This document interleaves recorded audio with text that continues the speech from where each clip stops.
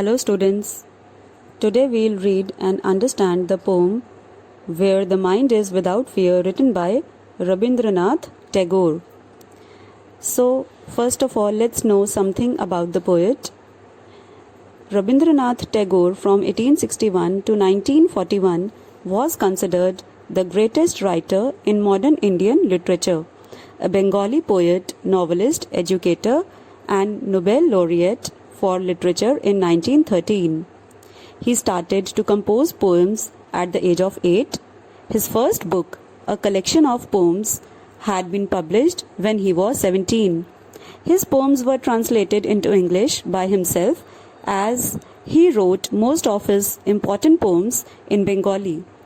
This poem, Where the Mind is Without Fear, is a part of Gitanjali, a compilation of all his poems.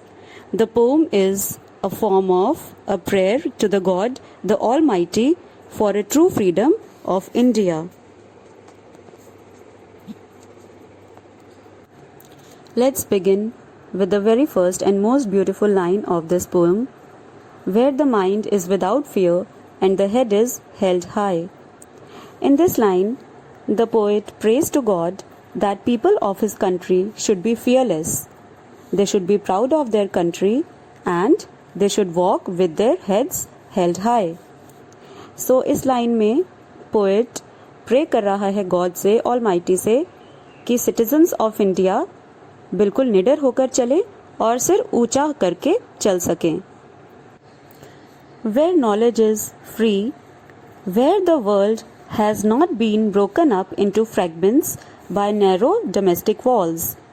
In these lines, what the poet wants to convey, he prays to God that in our country, knowledge and education should be free for everyone. The people of his country should be united.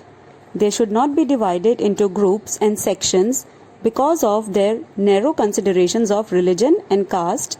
They should be equal in all respects.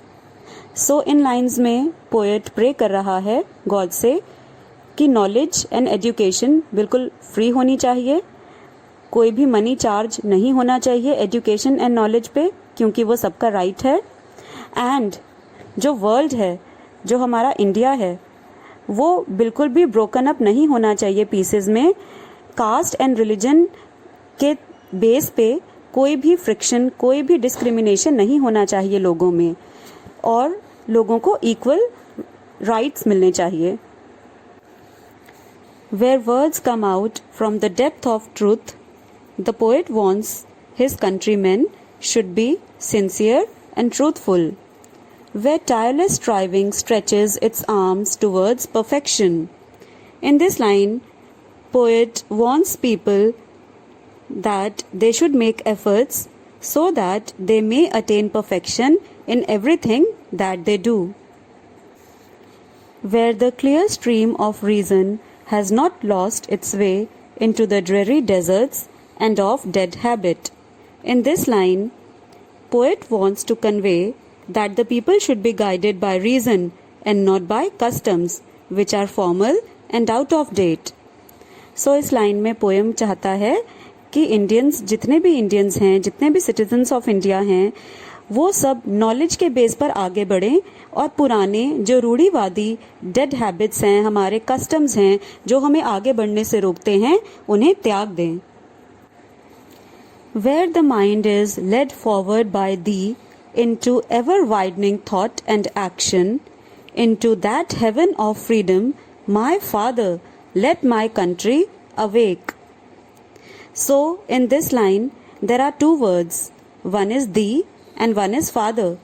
These both words are for the Almighty God. So in this line, students, what the poet wants to state that he wants the people that they should be inspired to become more and more liberal and broad-minded in their thought and action.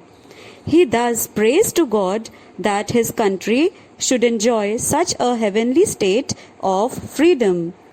So poet क्या चाहता है कि हमारे जितने भी Indians हैं, जो भी कंट्री मैन हैं, उन सबका जो थॉट प्रोसेस है, जो थिंकिंग है, वो फॉरवर्ड होनी चाहिए गॉड के थ्रू इंस्पायर्ड होनी चाहिए एंड फिर वो गॉड से प्रे करता है कि गॉड हमारी कंट्री को जागरूक करो, उनको जगाओ ताकि वो आगे बढ़ सकें, फॉरवर्ड थिंकिंग वाले बन सकें एंड प्रॉस्पर कर सकें और इंडिया को एक प्रॉस्परस कंट्री बना सकें.